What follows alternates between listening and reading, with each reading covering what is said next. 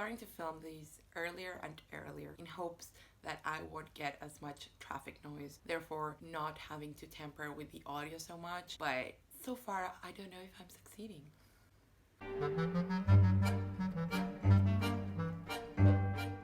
Hello everybody, I'm Roxy, this is recmebook, and today I bring you some non-fiction November themed content, which I've been thinking about making since January.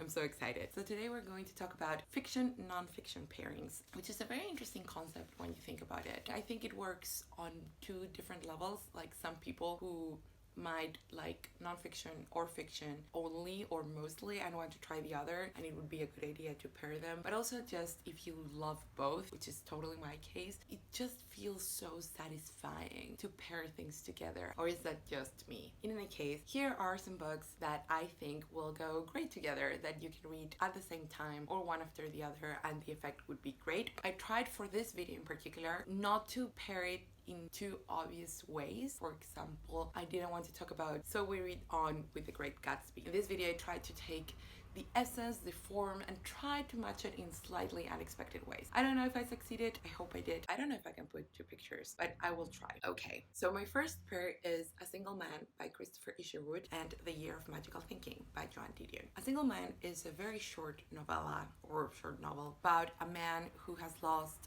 his life partner. He is really grieving, but in a way that is very numb. It's like he's still processing that loss and what it means to him. It's a very slow book and it broke my heart. It also made me obsessed with Christopher Isherwood, and that obsession hasn't really died down. It's such a great, powerful book. It's technically a campus novel because he's a professor as well. That's not the main aspect of it, but it does come into play a little bit that he's a professor. So there you go. Then we have The Year of Magical Thinking, which is also a meditation on grief and specifically on processing, because Joan Didion is talking about his husband's disease and how he died and what she did the year after, hence The Year of Magical Thinking. And Joan Didion is a very cerebral, well, I don't know if person, but certainly author. She likes information and she likes to understand things and grasp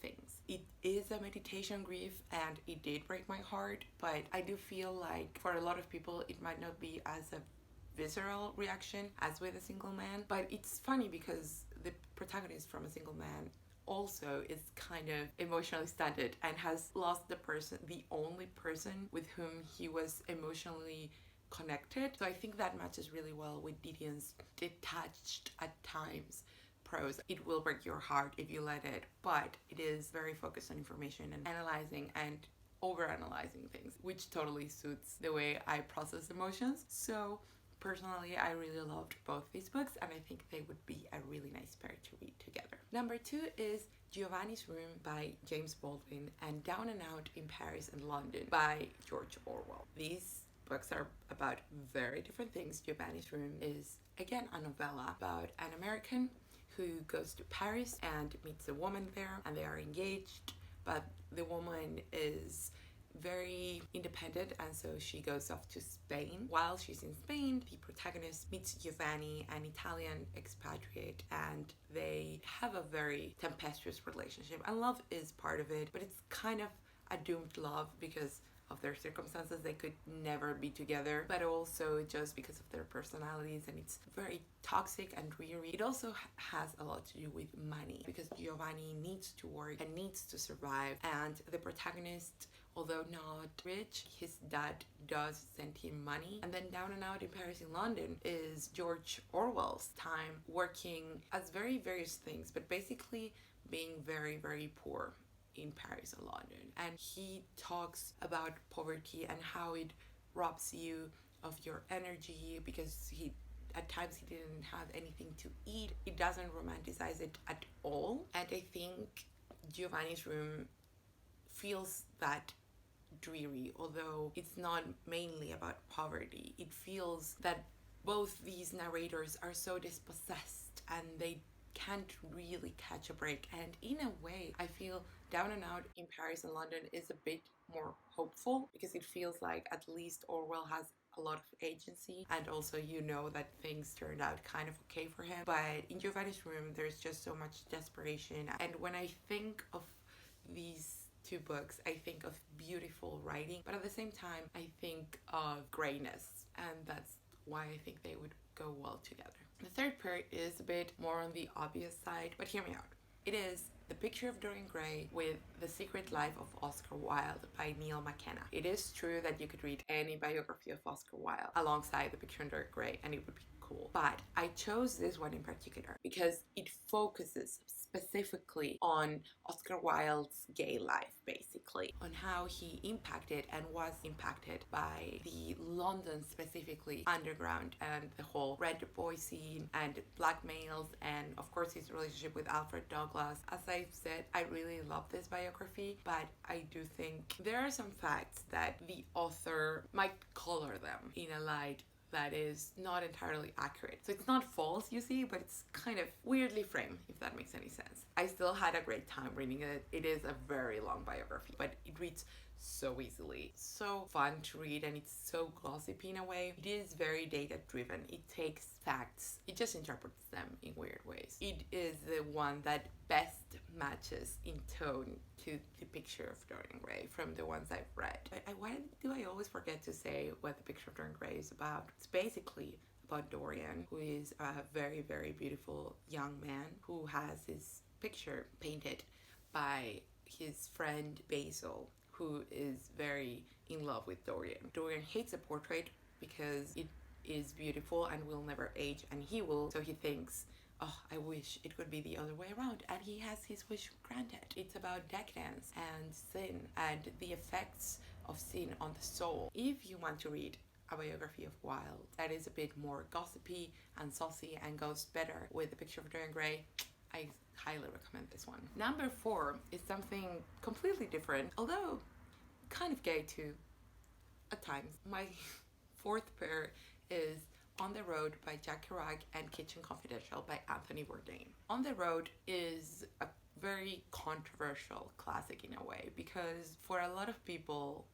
we got to it at the right time, which I would say is when you're about 15. I don't think it's a classic that ages that well, but I do think there is something there that is interesting, and if you are going to pick it up, please don't pick up the original scroll. Editing is a good thing, my peeps.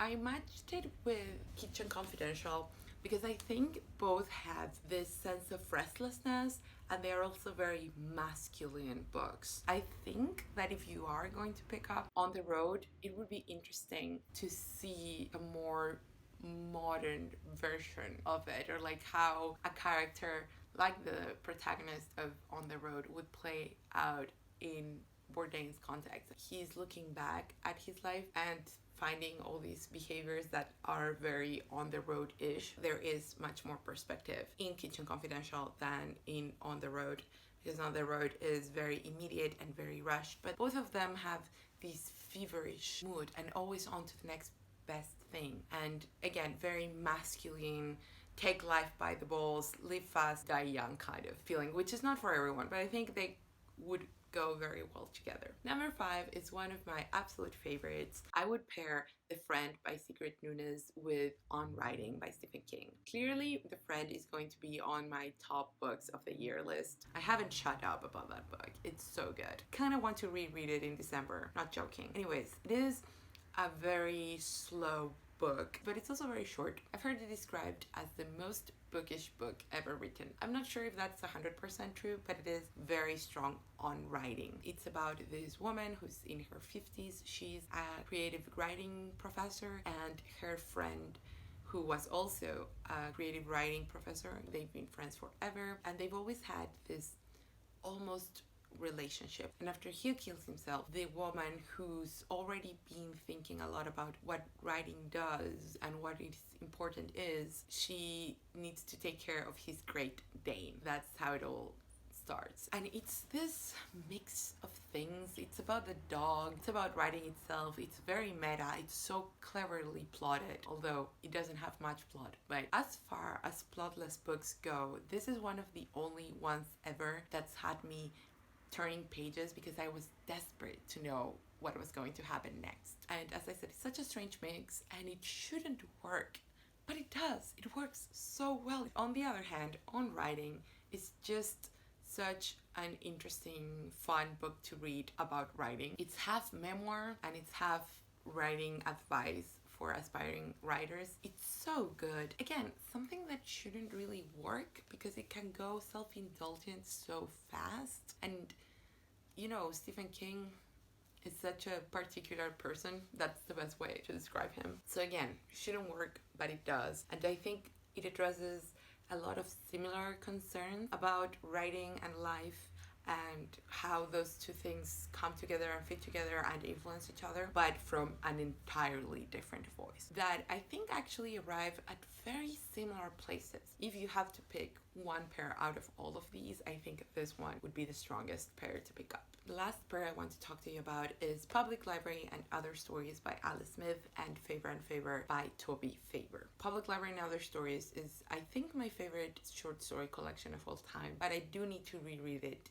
to cement that claim. It is not really about public libraries. I mean, it does have, in between the short stories, other writers talking about why they love libraries and books and that type of thing. But I wouldn't go in expecting that. It's actually a much less obvious relationship to public libraries. It's more about collective reading and intertextuality and how narratives affect us, and it's done in this wonderful, very distinct Alice Smith style that can be imitated but not equaled. I've read some attempts at imitating her style, but it's something that's so particular and again, something that shouldn't really work but does in her hand. I love this book. I think it's very interesting and it's very playful, and because it is very fragmented in a way, because there are short stories and then in between them are these narrative tales. I thought about pairing them with Faber and Faber. Faber and Faber is a book that I didn't absolutely love. I think Toby Faber's editorial job could have been done better because this is an oral history. It's all in documents of